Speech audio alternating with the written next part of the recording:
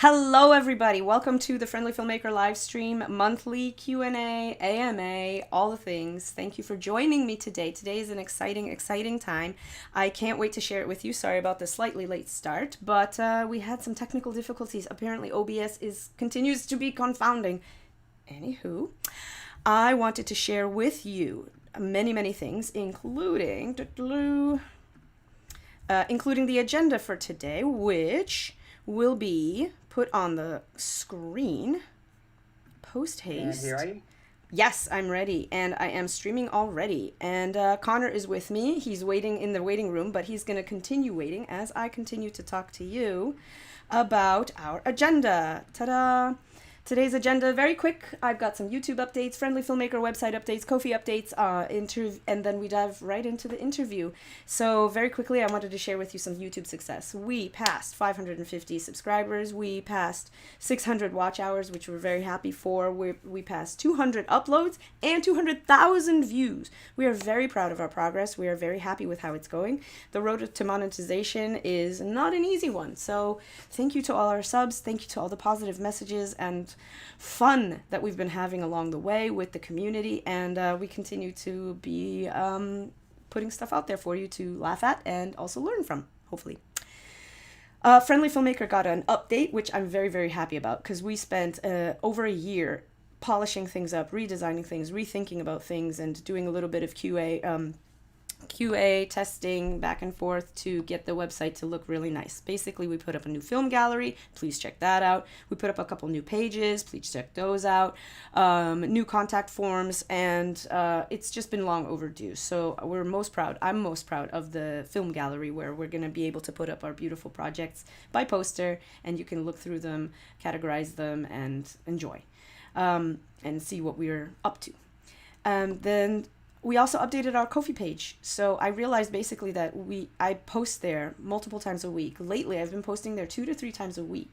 Updates about what we're up to, blog entries, behind the scenes, pictures, photos, videos, just general news about what we're up to and what's going on in the community. That's the blog. So I figured, why run it in 2 different places? So the Friendly Filmmaker blog links to the Ko-fi page, because that's what we've been doing this entire time, and it just makes perfect sense. I also added stuff into the shop, because we are raising money for the next feature film that we're doing, and we have beautiful posters and shirts and buttons and things to make that happen. It's vibrant. People have already bought a whole bunch of stuff, which we're very grateful for, and we're excited. We're excited to sort of be developing as we grow and keep making things happen. And so now, without further ado, on the live stream, while you're all here, our guest today is Connor Morley, fellow filmmaker and a great guy, all in all, wonderful person. And let me pull up his Zoom so that you can actually see him, because OBS continues to be confounding. And there he is, his beautiful visage for all of you to see. Hang on, keep waving, Everybody. and there we go. You're on. You're live. Yeah, there we are. How's it going, everybody? Oh my gosh, what a harrow thing. He and I were talking for like 15 solid minutes before I realized that, hey, like my tests are blown. Like I don't see us recording things. Like, what are we even doing? That was just crazy. OBS Uh, continues to confound me. Like, look, there's a start streaming, which you think, okay, I'm going to stream. And then it says go live. What's the difference between start streaming and go live? What? Why are there 2 separate... Calmate. We're not here for me to complain. We're not here to hear me complain. We're here to listen to you. And first things first, like, why don't you tell everybody a little bit about yourself, Connor? Glad to. Hello, everybody. My name is Connor Morley. I am a local filmmaker in Rhode Island. I've made a few short films in my span of filmmaking, and I've also been taking a little bit of experience in acting as well recently. A short film that I made with Julia has been reaching some pretty profound success. Like, we worked together on the Providence 48-hour film project last summer, and it got on to win 2 big awards: Best Editing for James Kinder, our editor, and 3rd place, Best Picture, my highest ranking award that I ever took in participating in the Providence 48-hour film project. The name of the movie is called The Scene, Let me and show it everybody what follows. that looks like. Yes, please Keep show them, Julia. keep chatting. I'll pull it up as you chat. All right. So the name of the movie is The Scene, and it follows an amateur filmmaker who tries to wrap up a single scene only for his actor to forget his lines. And all hell breaks loose from there. uh, this was a film that I had a very fun time working on. I'm sure you did too, Julia. I did. I had Like, a great time. oh God, I was it only was on a set for one day, which is unlike my usual 48-hour experiences. Usually I I'm on set know for, it's like, for I've 2 or 3 taken, days, and it's like exactly. then there'll be like technical difficulties, and you have to reshoot the scene the next day and get that, and then try to get everything wrapped up at the last minute. But thankfully, that wasn't to be the case. We had a couple of blips. I Yep. won't deny that we did have a couple of blips, but Small we potatoes managed in to the grand work scheme of things. Like, I think we exactly. started filming and then we were wrapped. Maybe, golly gee, I think we started filming around noon and we were wrapped before 4.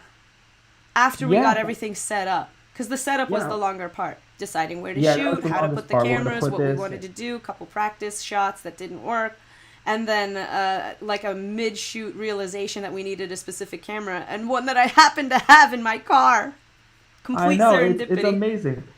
And we pulled it through. And that yeah, it's like about 4 to 6 hours of filming, and we got it done. Like it was like the like it felt like the final draft of the script almost. Yeah. And all it took was 4 to 6 hours to work on.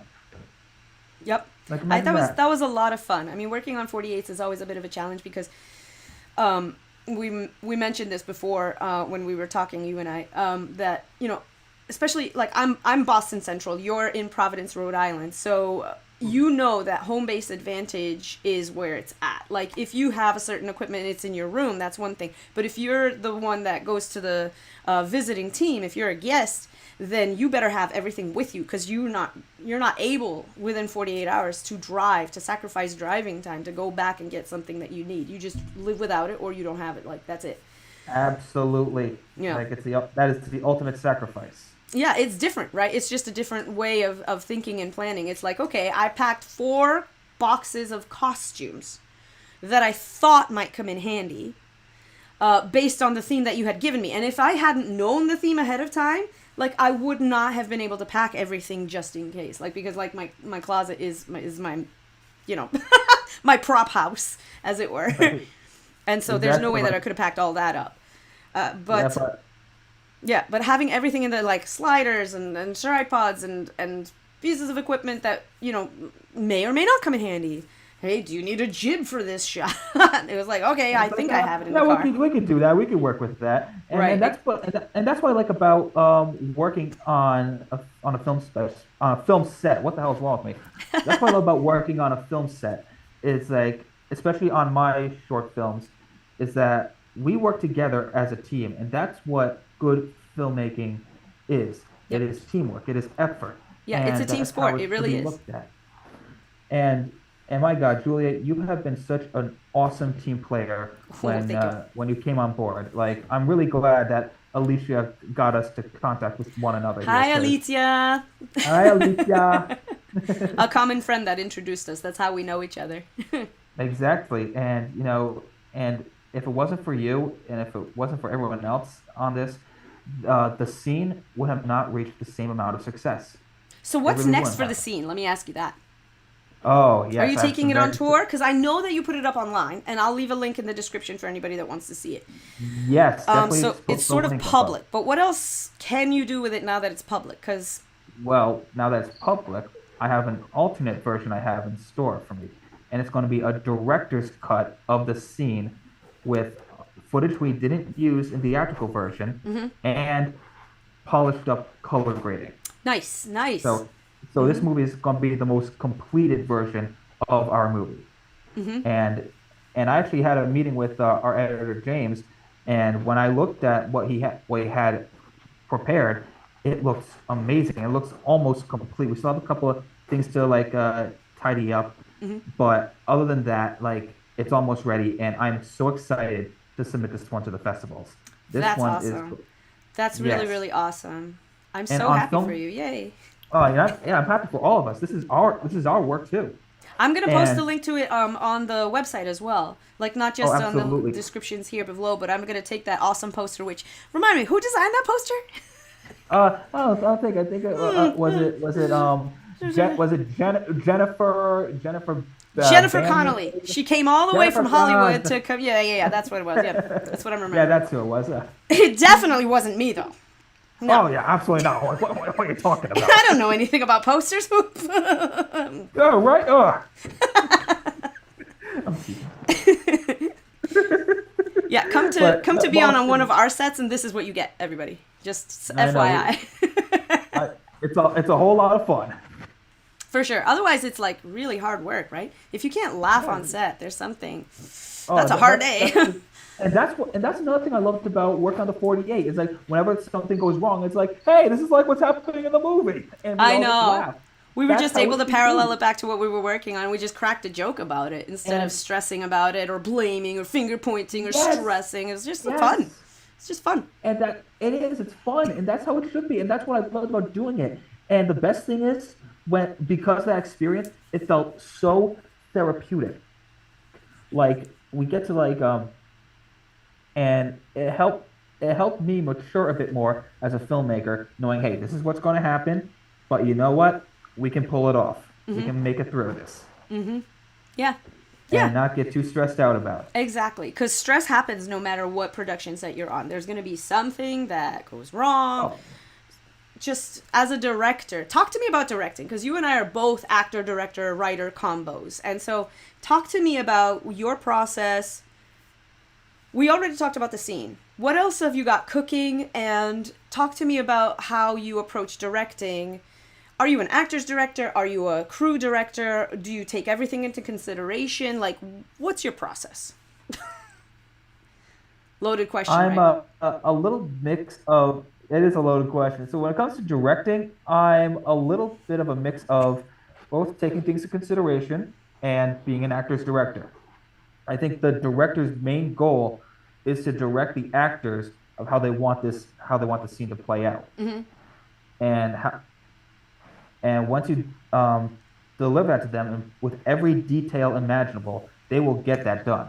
Yep. And I usually let the director of photography or the assistant director like tackle their own crew equipment, Yep. and that way it'll be a lot less weight on my shoulders. And that's the Exactly. I mean, importance of yeah, having an assistant the team director. that you Is that hire behind the camera or the team that you have with you, sometimes hire as if we independent filmmakers have money. I know, right? It's like But the team that you have with you is supposed to sort of allow you to do your job better. So the assistant director is supposed to prevent too many yeah, questions from coming at you that you don't need to be bothered with. So you can focus on the performance and take a look at the framing to make sure that the story is being told the way you want it to. You trust the sound person to get sound, to get the right decibels, or to know that hey, if it's slow mo, you record it at a higher bit rate so that you get the better version. Or hey, this person peaked, we're gonna need to do that again. You trust them to catch those mistakes and to prevent problems from happening. You trust exactly. the DP to make sure Because they're everything's the in ones in focus. charge of their own equipment. Exactly, exactly. You trust the people to do their job, and the same thing with the director, with actors, because you as an actor know that too much is too much. I think there is not a single actor born that wants to be told exactly what to do, because we intrinsically want to perform things our way, to a certain degree. And yes, we want to give the directors the performance that they want to see, but we also want to have our own stamp on it beyond just this face that you're seeing. We want to have our own interpretation sort of bleed into the character that we're performing. So I find that it's a tough balance to line reads. How do you feel about them? This is where I'm going with this. Line reads. Read lines. No, no, no, no. Do you know what a line read is? Um, so Like, how do you if about line you, read? as a director, tell the actor, like, this is very taboo. If you tell them, no, say it like this, and then you do a line read and want them to imitate you, most actors I hate that. I do not even dare do that. That's something. That's a line that I do not cross because again, as a director, I trust the actors, Exactly. but I will give them specific details of how this character is supposed to come out as, like what his personality is. How deep, how But the way they the volume button, as it were. Yeah. exactly, and like when I discussed this with Vlad, like he would ask me some questions.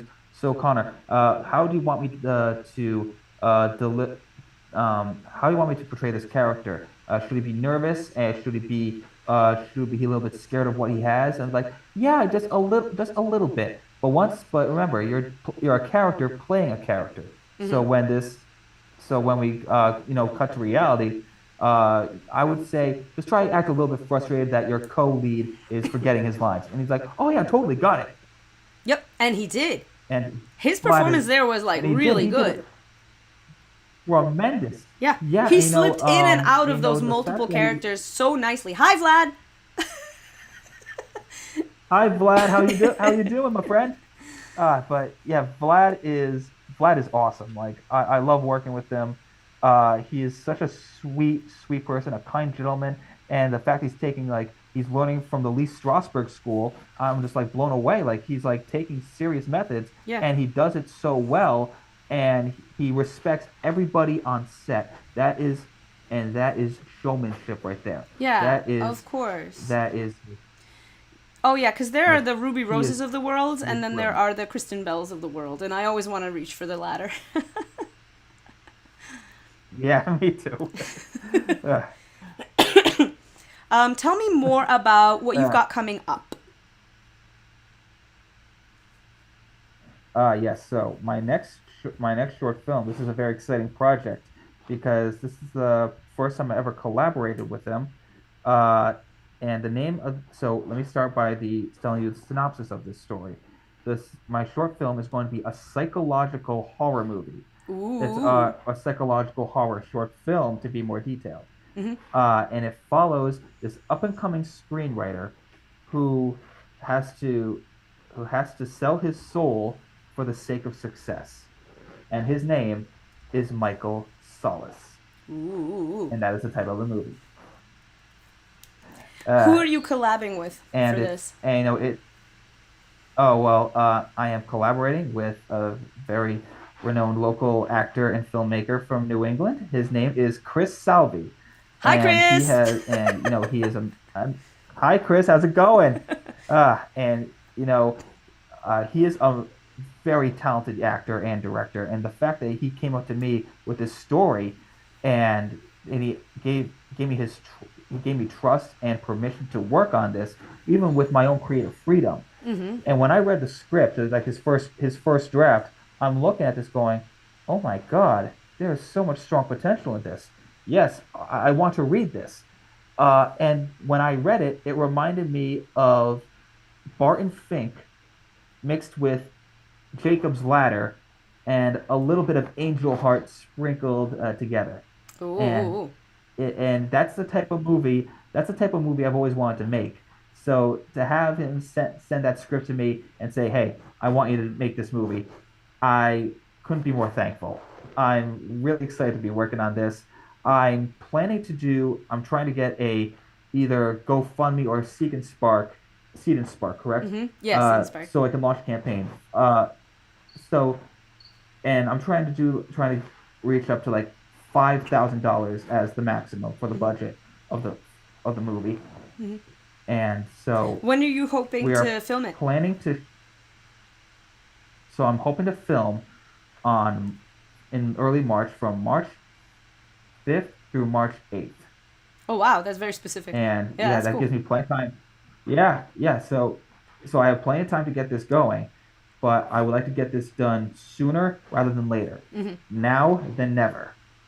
Very nicely put. And let me and I already have a cast ready, so I hope I would love to discuss that. So the person who's going to be going the person playing the titular character is Justin Tebow. Uh-huh. This is my first time working with him, Yeah, and but he's been in a lot of I'm Salvi really excited to be projects. working with him. Yeah, He has been, and he's good. yeah, and I've never worked with him before, but I'm really looking forward to him. He's an awesome guy, and I've always wanted to work with him on a project. So now's my chance.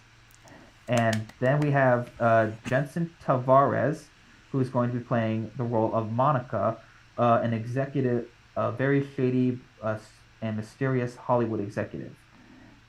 And then you have our friend Sam Zillick, who's going to be playing, um, he's going to be playing a character named Gabriel, who is another very mysterious character who basically follows Michael wherever he goes, and kind of like a guardian angel of sorts. So fun. And then you have, and then our rest of the cast members are Otis Spencer Jr. as Angel Donovan, who is like a rejected screenwriter who fell deep into insanity. Don't tell us too much about what's happening. Paul Kildare. Teasers. It's exciting, right? Yeah, but I want to build hype. I want to explain this so that just to get, yes, exactly. I want to build the hype, and Paul Kildare will be joining us as another Hollywood executive. This is we got a very strong cast over here. Oh, and of course our friend Sissy O'Hara. Like I spoke with her, she wanted to join this Tell movie, everybody who and she Sissy said O'Hara yes. is. What are the projects that you worked on with her? Sissy O'Hara. Oh yes, I would love to discuss that. Yes, please. Sissy O'Hara is a local actor based in Rhode Island. She is one of the best actors I've ever worked with, and she is an awesome friend. And we worked together on a very campy, dark comedy horror movie called Mrs. Halloway, and she plays the titular role of Mrs. Halloway. And let's just say you'll never want to eat pie again. Links below, everybody. Another one. That one's live, right? That's not on the festival circuit or anything. That one's an older project. Yeah, it's an old project. It finally ended, and it's currently available to watch on YouTube. Perfect. Lovely. I love it. It's so fun. Yeah, I actually worked with her on Coffee Days earlier this year, and that was the first time I met her. And I had seen her in yours. Yeah, and so and we were together for all of like 1 hour, and then we hit it off, and she gave me a ride to the Providence 48 because that same day that we were shooting, we also had the screening for the scene, and so she gave me a ride. It was awesome. We chatted in the car. Awesome. It was like instant best friends. She's great. She's the best. I love her. Yeah, it's a lot of fun. What else do you have in the wings? Any other projects that I know that you're writing a different one for shooting in April, if I'm not mistaken. No, sorry, May, June. Feature? April. Yeah, the feature length. Right now, I didn't write this. I didn't write this one, but I'm helping him out. It is Mike Bannon's very first feature length. It's an indie project. It was originally going to be called Care and Maintenance. Oh, we're not talking about that one. That one's on the hush hush. The one you're working on. Oh, Camp Rehab. Yes. Camp Rehab. Well, right now I'm putting that one. Unfortunately, I have to put that one on hold. Oh, okay. Another year. Yeah. Everybody's really looking forward to that one. So. Yeah, and that's the thing. It's like it's hard though. It's like, again, it is since hard. we're like part-time indie filmmakers, sometimes life happens, things get in the way, and projects get bumped. Yeah, I know, totally. and I've always wanted to direct my first feature length, but unfortunately some certain sacrifices had to be made, and that's just how it came to be. So I'm a little bit postponed, not canceled, though, right? Postponed, not canceled. All correct. Right. So that's good. I have a couple more questions. Since on this channel, I try to share thoughts, news, inspiration for first-time filmmakers or new filmmakers, whether or not they've gone to film school or not. I'm from the camp that never went to film school, so I also keep those kids in mind. What do you want to tell a first-time filmmaker who's just starting out? Like, what words of wisdom do you have for a newbie just starting out? What would I tell them? I would tell them. That's a good question. I would pretty much tell them to be honest with yourself. Tell the stories that you know about. Tell the stories that you want to make, and don't let anyone pressure you to give up on your dreams. Basically. That's a really nice one. Here's another question. What is one thing that you want everybody to know about you, even if they've never met you before? I want them to know that I'm just a very passionate person. I love movies. I I love entertainment. I even love animation. I love cartoons. I love music, and and I'm always willing to give other local filmmakers my best advice or even my support, even help out on a film project of theirs. And because it's I just love I love the arts, and I will continue to support that and the people behind it. That's really, really awesome. And speaking of support, I hope it's okay to bring this Sure, up, sure. but um, I have no involvement in making this series or anything like that. I have no involvement in like acting or writing in it or animating it. But this is a TV series that I loved so passionately Oh, about that I made a petition for it to get it back on the air. It's called Pantheon, and it is to me the greatest TV series since Breaking Bad. And funny enough, it was also property of AMC. So let me give you some discussion of what Pantheon is about. So Pantheon is based on a series of short science fiction stories from Ken Liu, and it follows this bullied teenage girl who recently lost her father mm. um, uh, from a very serious illness.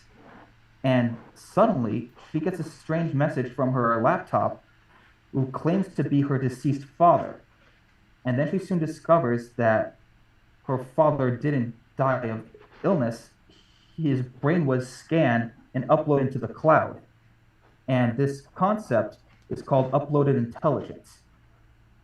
And the concept of uploaded intelligence is painfully relevant to today with artificial intelligence being on the rise. Yeah.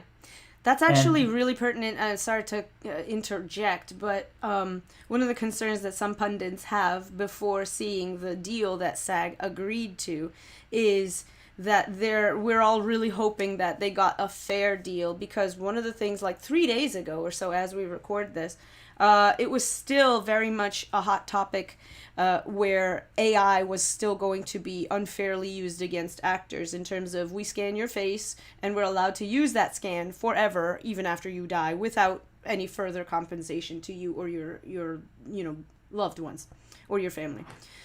mm, And exactly, like I hope, a lot of pundits are like, okay, well, that was 3 days ago, so I really hope that SAG didn't take a deal where that's still the case.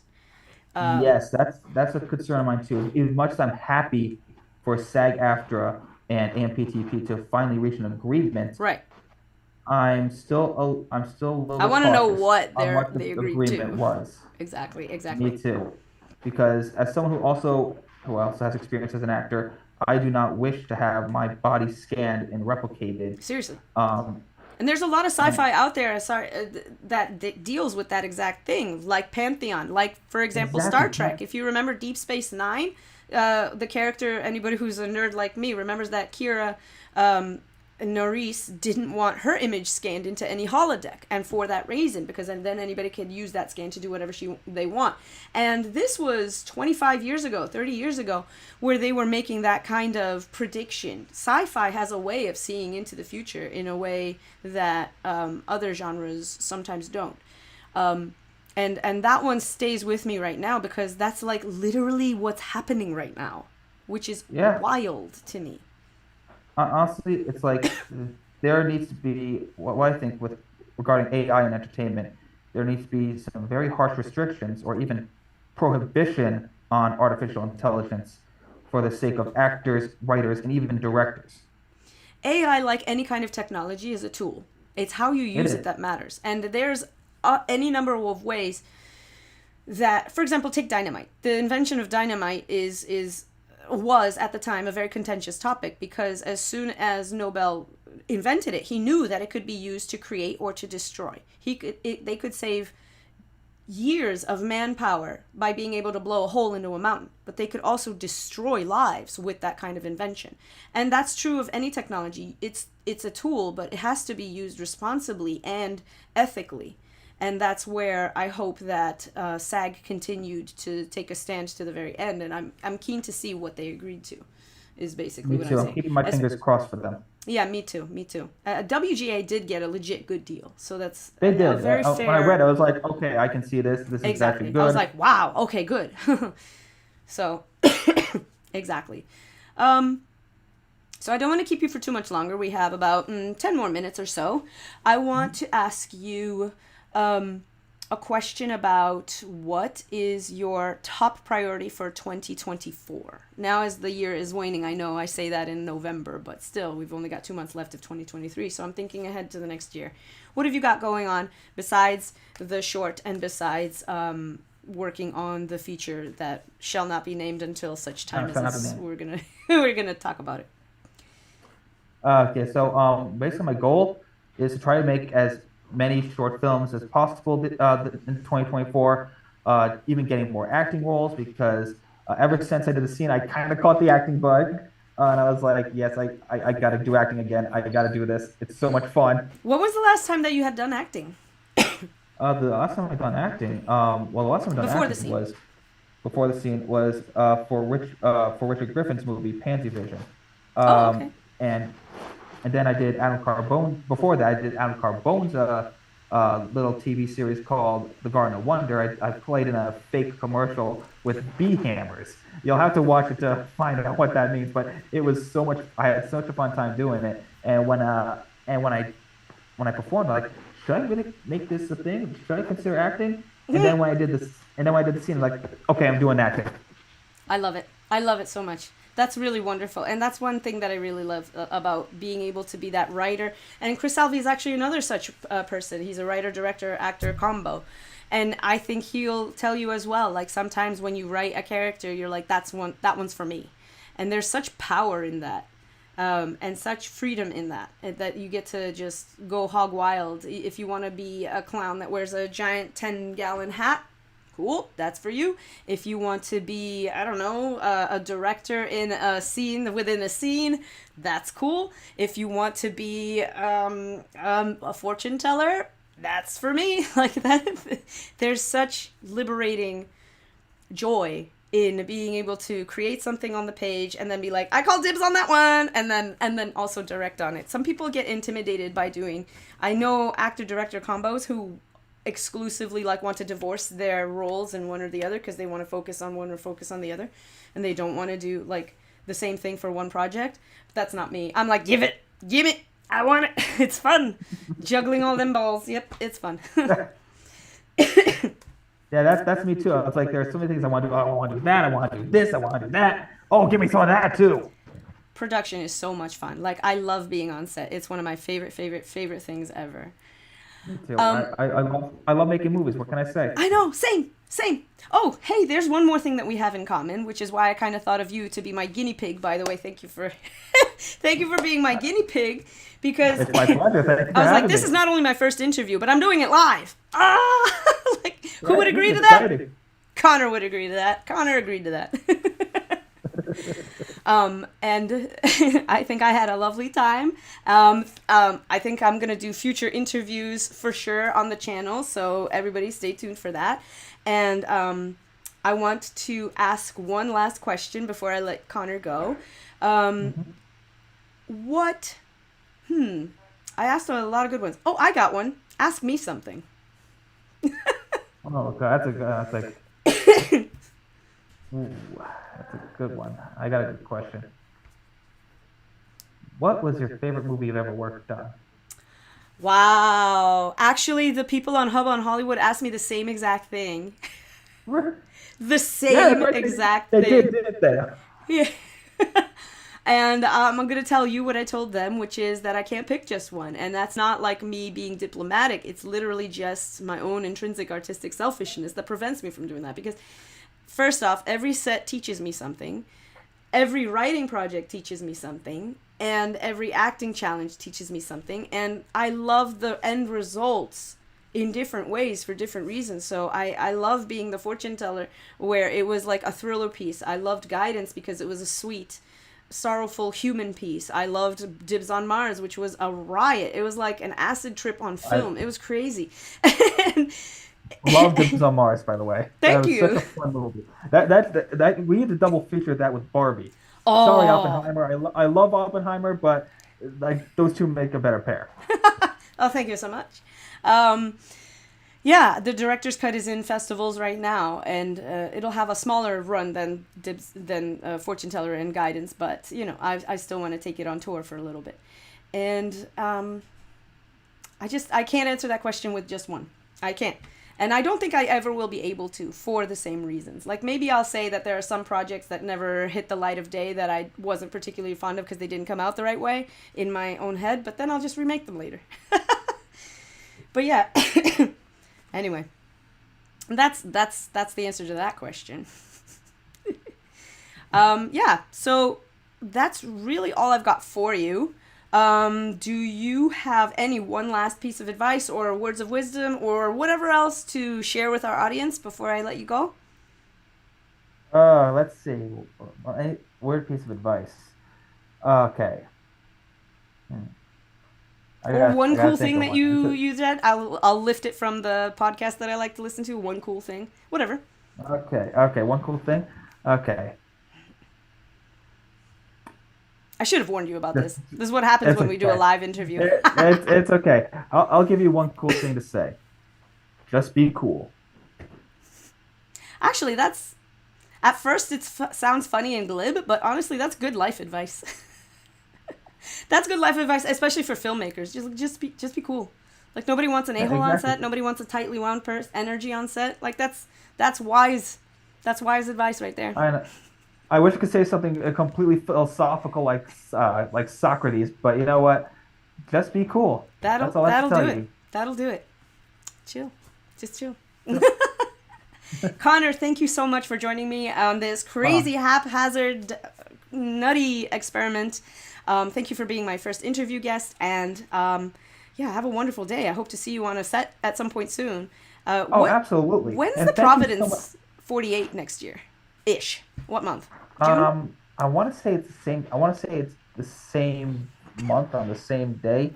Um, but I'll have to ask Mel about that first Yeah, I don't think the before I dates make have been any. announced. I know for sure the Boston dates haven't been announced yet. They don't Okay, get so if announced most of until the ones January haven't been 1st. announced, then the Providence ones haven't been either. Word. But hey, I'm really excited. Yep. That's all I can say. Same.